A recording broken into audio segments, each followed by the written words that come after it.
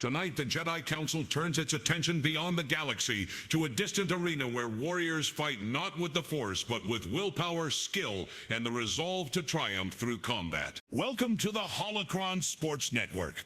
A special convening of the Council examines the battles of UFC 323, a night of champions, contenders, prospects, and finishers whose techniques rival the precision of lightsaber duelists. In the galaxy, battles have always defined the fate of systems and the strength of warriors. From the duels of the Jedi Order to the clashes of Sith Lords, strategy, discipline, and spirit determine who rises and who falls. But tonight we take a look at those without the abilities of the Force and fight only with their physical forms. Tonight we look at those who dare to make history. Today we are joined by fellow warriors and galactic icons to help analyze the fights. Obi-Wan Kenobi, Anakin Skywalker, the Grandmaster Yoda himself, and a Dark Lord of the Sith, Darth Vader. Greetings, viewers across the galaxy. Tonight we break down the warriors of UFC 323. Their styles may differ from Jedi or Sith combat, but their mastery of footwork, timing, and discipline reflect principles older than our order itself. Let's get one thing clear. These fighters may not wield lightsabers, but the aggression, the precision, the drive to dominate, it's something any Jedi Knight can appreciate. Nim strong, some are reckless. Others, victory in combat, decided not by power alone. It is. Do not be swayed by sentiment. In battle, strength and efficiency rule, and tonight we will determine which warriors possess them. To begin, we examine the title fight between Merab the Machine Davalishvili and Peter No Mercy Yan. Let's bring up the data. Merab, age 34, standing 5'6" with a 68-inch reach, weighing 135 pounds, carries a record of 21-4. He defines pressure-based wrestling, 38% takedown accuracy, but it's the volume that overwhelms. He lands 4.33 significant strikes per minute while absorbing only 2.55, paired with a strong 56% striking defense and 83% takedown defense. His fights often go long, average time 17:08, with no first-round losses in his career. Merab fights like he's powered by a hyperdrive. He doesn't give you time to breathe. This isn't a single engagement. It's wave after wave of attacks. It reminds me of facing battalions of separatist droids, not dangerous individually, but overwhelming when they don't stop coming. He doesn't finish fights often, only a 24% finish rate, but he doesn't need to. He drags you into deep waters and refuses to let you back out. Conditioning. His weapon is. Tyson, his ally. Very few can match it. A strategist of attrition, Davalishvili, wears down his foes until nothing remains. His style is crude, effective, but crude. He relies on pace, not precision, and pace falters against those who strike with discipline and power. Which brings us to Peter Yan. Yan, 32 years old, 5'7", 67-inch reach, 19.5 record. A striker in the purest sense, 54% accuracy, 5.12 significant strikes per minute, 59% striking defense. He absorbs more, 4.14 per minute, but his offensive efficiency remains among the best in the division. He's calm, measured. His defense, 84% takedown defense, is excellent. And when he strikes, he does so with purpose. 7 knockouts, a 42% finish rate. He will not be bullied. But he can be overwhelmed. Merab's pace can drown anyone, doesn't matter how good their technique is. His technique, relentless pressure, a difficult war to predict. Yes. Merab must press, chain takedowns, use his conditioning as a tool. Yan must punish entries, establish range, and force clean striking exchanges. Who controls the rhythm? Controls the fight. And Yanset's power will test Merab every moment. The council has come to a decision. Merab Davalishvili shall win by decision. Merab Davalishvili shall win by decision. Merab Davalishvili shall win by decision. Well, I still think Yan's aggression will ensure victory. Give me Peter Yan by knockout. But I don't have to agree with everyone else. I'm with Anakin.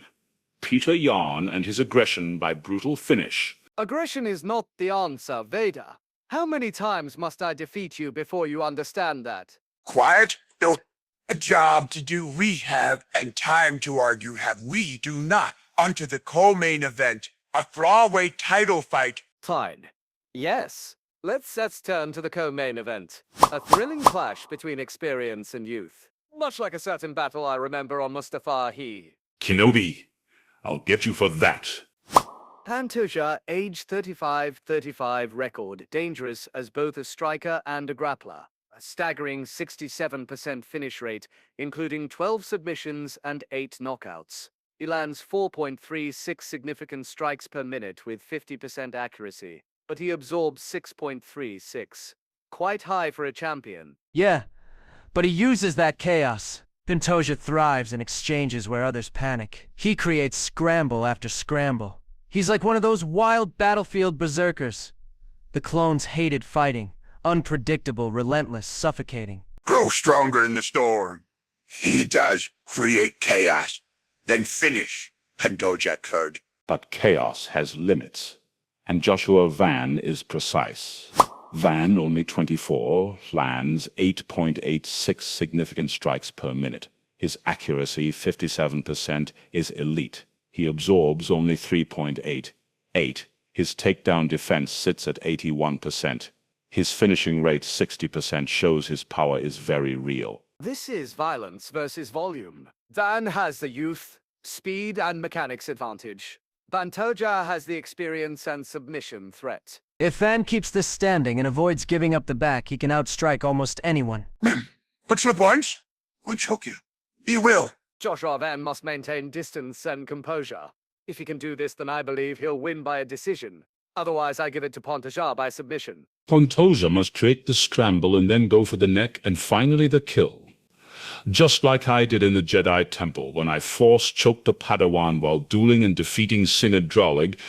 Give me Pantoja by submission or decision. I swear to God I didn't want to kill the Padawans nor Master Sindralig. I just wanted to save Padme. This is gonna be chaos. We can expect a finish between these two guys. My best bet would be Alexandre Pantoja by submission or Joshua Van by knockout. It's the danger.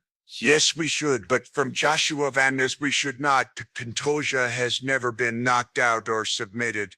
A joke he shall make Van look, and a finish he will earn.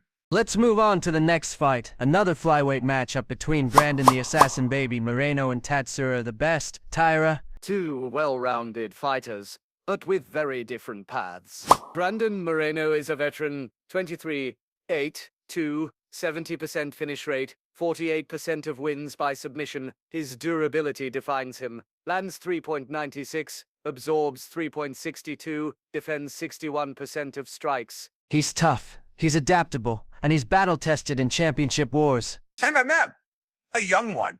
Tyra is, but very efficient.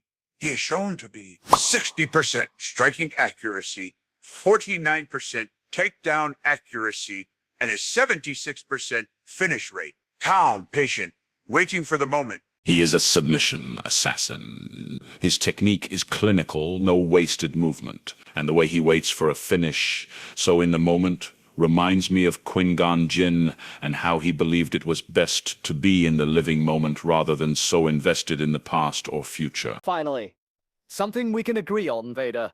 Now let's get back to discussing the outcome of this fight. If Tyra finds the back, fight's over. Game over for Moreno. Tyra will put him to sleep and become the #1 contender. Give me Tatsuro Tyra by a round 2 submission. Two paths, both clear.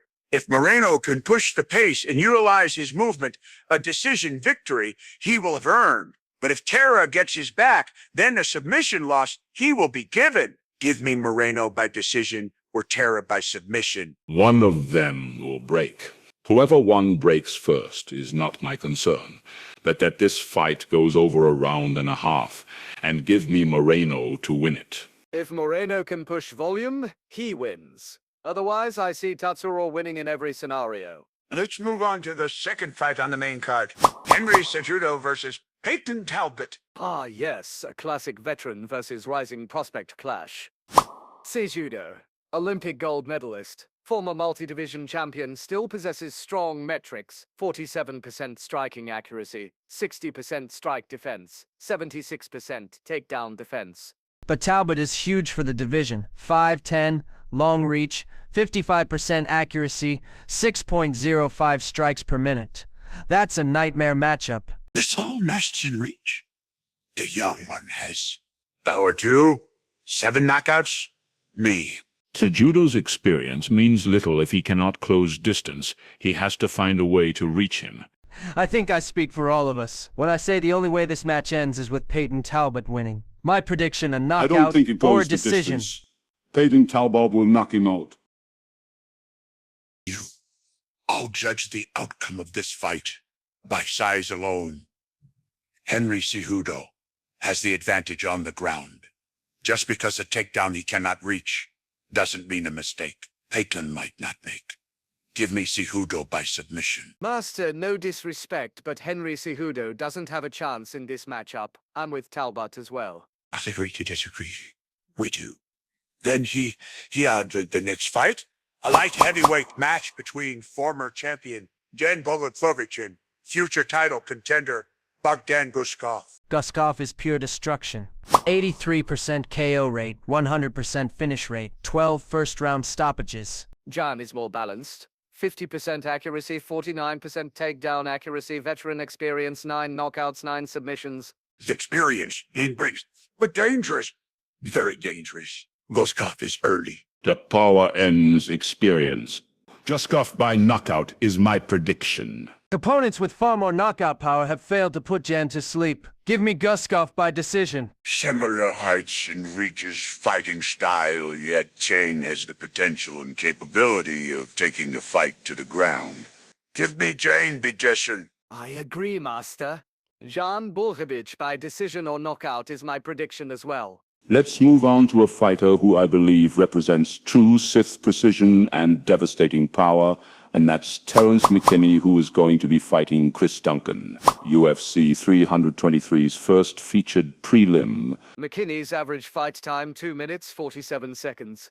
That says it all. He's a missile. 100% finish rate, 8 knockouts, and 9 submissions in total. If he lands early, it's over. Quick to finish, quick to risk, dangerous, yes. Duncan is tough, but McKinney's explosiveness is overwhelming. Well, let's at least look at Chris Duncan's stats. He's got a finishing rate of 71%, so lower than McKinney's, a mixed variety of 7 wins by knockout and 3 submission victories, and an average fight time of 8 minutes and 17 seconds. We cannot count him out, but yes, I agree. Terrence McKinney by finish. To a unanimous prediction, we have come then. One last fight to predict. We have women's flyweight match between Macy the Future Barber and Kareem Killer Silva. Barber. Consistent, technical, defensively solid, 53% accuracy, 55% strike defense, 44% takedown accuracy. But Silva is pure chaos. 89% finish rate, 47% KO, 42% sub. That flawed her defenses. 11% takedown defense. Trouble I sense. Barber is disciplined. Silva is reckless. Barber is the only correct prediction here. I shall speak for the entire council. Yeah, but she's no Padme. Another night of fierce battles awaits. These warriors may not use the Force, but they demonstrate courage worthy of respect. I just want to see some knockouts. Toward violence, Hijam. Learn from combat. We must... Enough talk then. Let the fights begin, and then we shall see who learns. And there you have it. As the Jedi leave the temple, all that is left to do now is like, subscribe, and comment your predictions below. And of course, enjoy the fights.